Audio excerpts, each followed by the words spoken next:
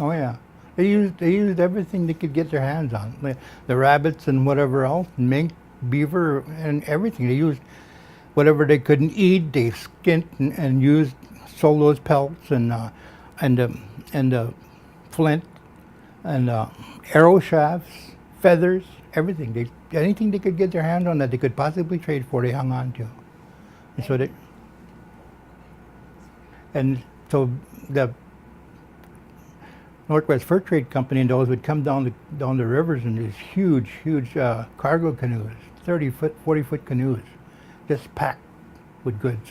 They'd pull off and trade, pull off 3 or 4 or 5 times, and they'd go back with their belts, whatever else. Yeah, they used. I'm sure the fur traders and stuff. They used everything they could get a hold of. Waterfowl and everything else, and fish and everything else. They, kind of buried their menu too.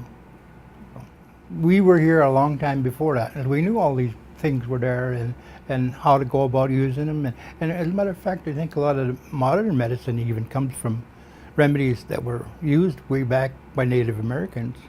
A lot of that stuff translated they used it into modern medicine. So they used what was available to them. And the fur trade guys was the same thing. The mountain men, they traded and lived with the natives for so long that took over their ways.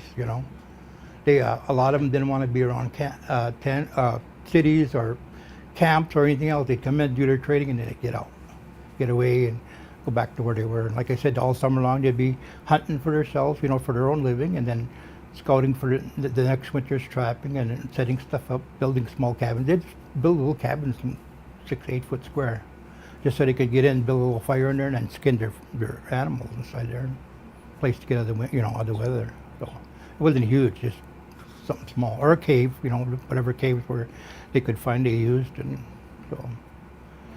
Then a lot of them too stayed with the Native Americans. They stayed in tents.